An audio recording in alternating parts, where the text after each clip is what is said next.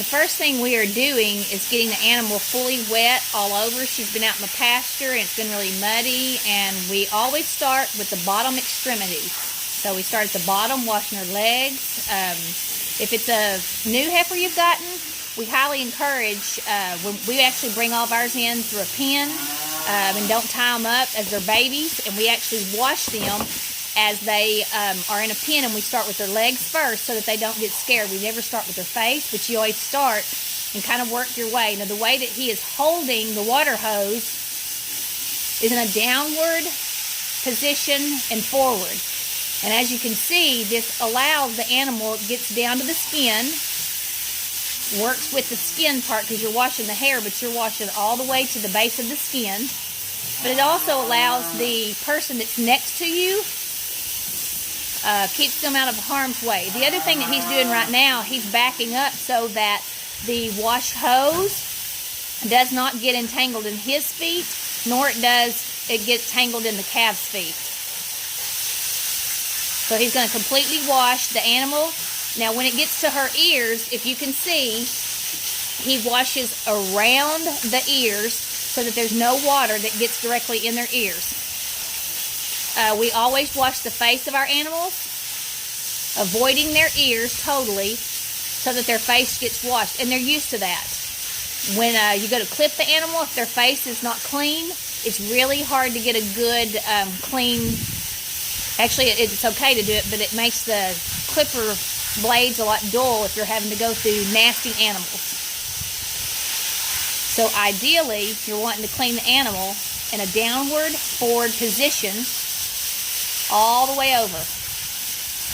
All he's using is a little bit of water. Now he'll also go forward when he's going to wash her underside. Here in a minute, he's going to go under in a forward position. And always be around, aware of your surroundings, especially if there's somebody on the other side. Be courteous. Try not to get the other person on the other side of you.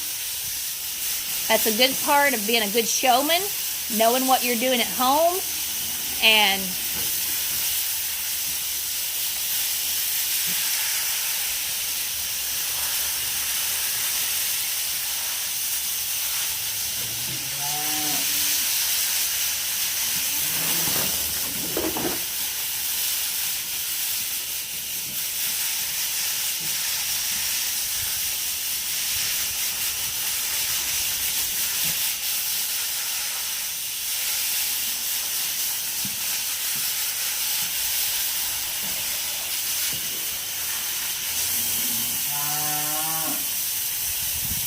he just uses a simple way of getting the soap and spraying it on the animal.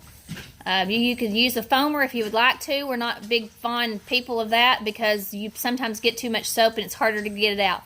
Next thing he's going to do is use a plastic scrub brush and take and just in a downward motion, going to wash that, run it all the way through the animal's hair.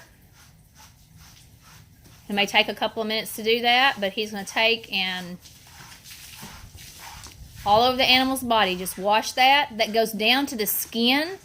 If you activate the hair that's closer to the skin, it's going to make their hair, it makes their body feel better, but you're going to help that hair grow from the base of their skin.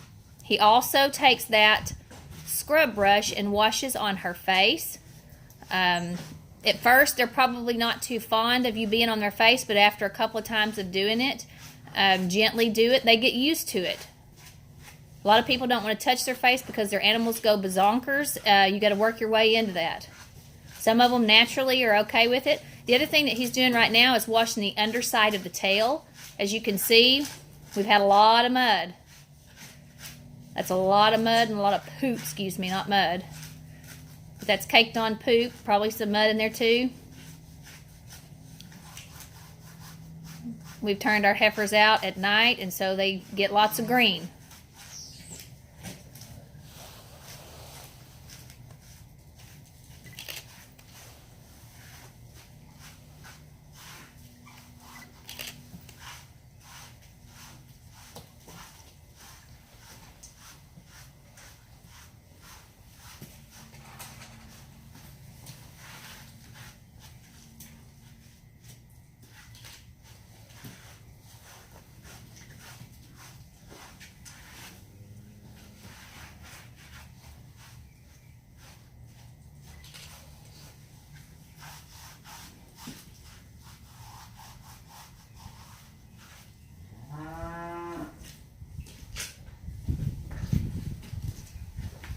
Once we're finished, we're just going to rinse with water.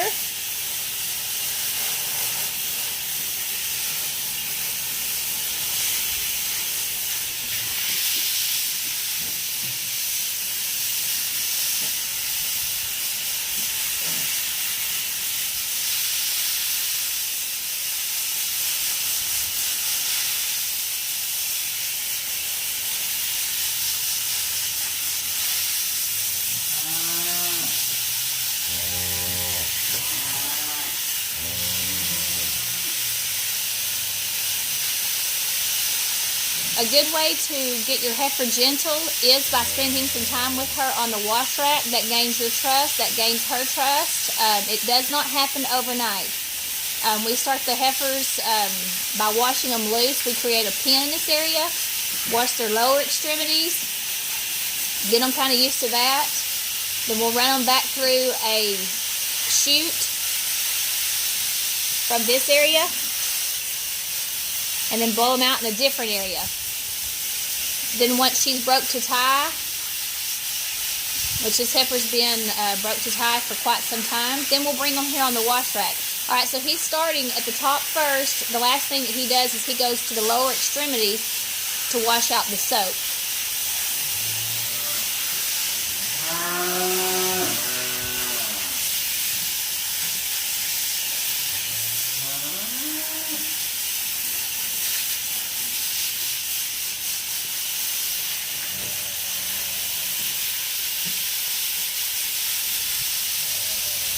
Pay attention to the direction of how he's washing. That's a really good way to keep you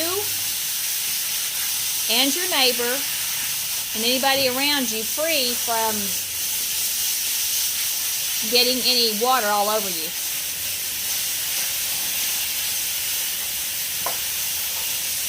We don't normally wash in our wash boots because we don't need them at the show. We just so happen to have a lot of rain and mud, so actually Eric has his mud boots on today because he's been in the mud, but he does not put on his wash boots to wash.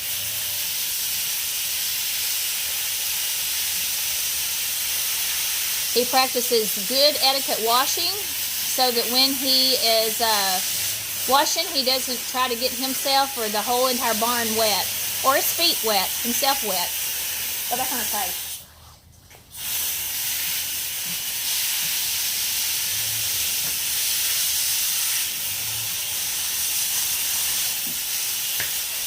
Always avoiding the ears.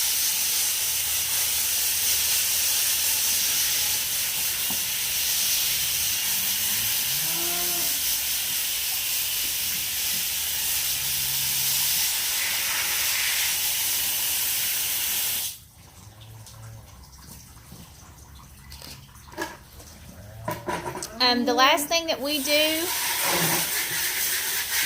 we have a small rinse bucket that we actually use. We take it to the shows with us, and we use vinegar. And the reason we use vinegar, it actually neutralizes the pH on the skin. And at the same time, it also, if you have any extra soap that accidentally hadn't gotten out, it actually helps that to not stay on the skin because it lowers that pH. He fills that little bucket up. He actually puts some mane and tail in it this time. We only do that once or twice a week, depending on the animal's skin. Every animal we use completely different. We have to condition their skin differently. So once he does that, he automatically dips the tail in it first.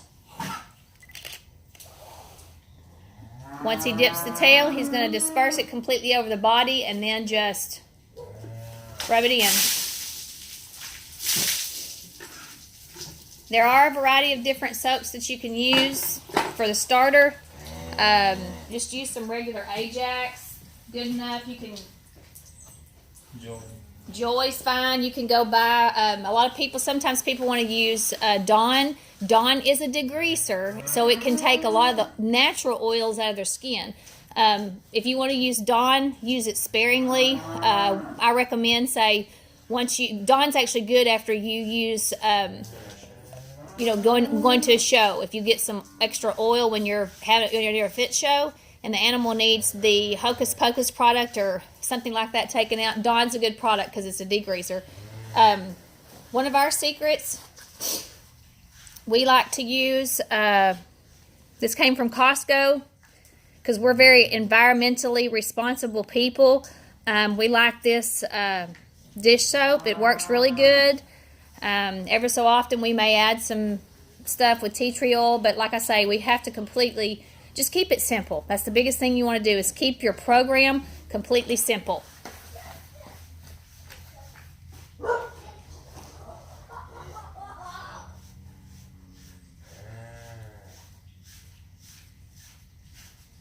Alright, once he put this over there, he is actually taking the hair and he's brushing it in a downward position first. That actually gets all the product into the animal's hair, so it makes sure that he poured it over the top, then he went in a downward motion all over her entire body. Something I really would like to show is the top part. We always make a good part down the animal's body, down her back, her center line, and then the tail. You'll see when he gets to the very end, that's just training the hair. That's the more you work the hair, the more you train it. I mean, this is just as important. The blow dryer is to get it dry, but this part is pretty important. So once he's done that, then he comes back at a 90 forward position, 45 degree, angle forward, all over her body. So he goes down, then at a 45. He'll do one side, and then he'll do the other side.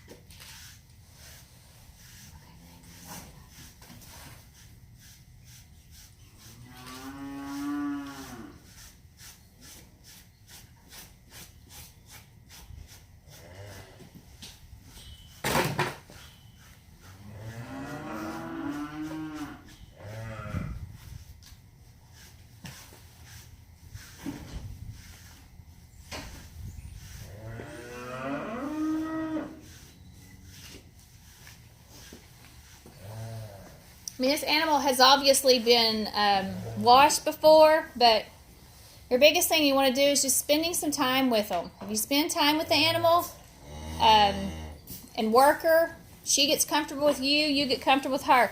The next thing, he has a little spray that we add to the animal. He did put the leave-on conditioner. We don't rinse that leave-in conditioner, mane and tail off. And you can go to Sullivan's, you can go to wherever you want to and buy a bunch of fancy stuff. Mane and tail, vinegar. These are just some practical things that we've used for a very long time. If I tell you how long, like in excess of 30 years, we might give our age away.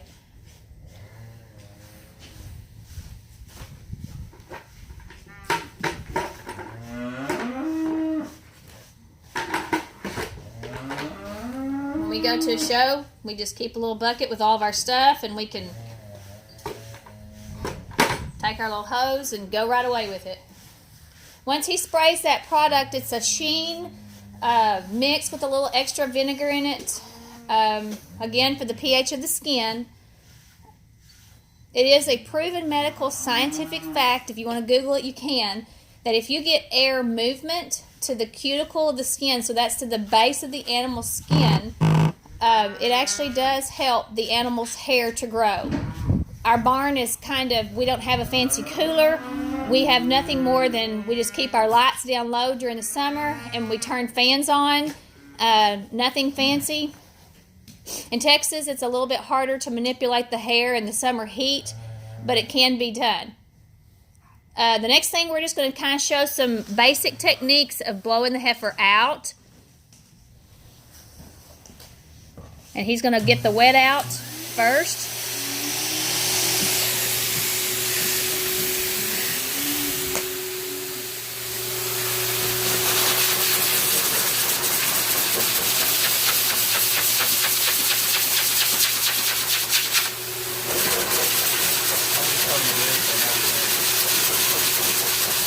as Eric stated, always start on the rear so that the animal knows that you're there.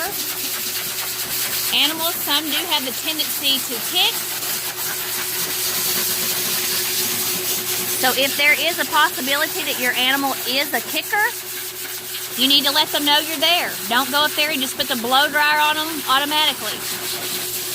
Let them see you. Let them know what you're doing. After time, they will get comfortable.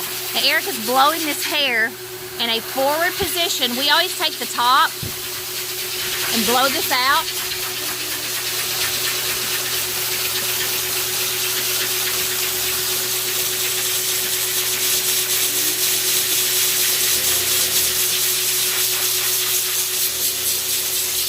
Notice he is keeping that line in the animal.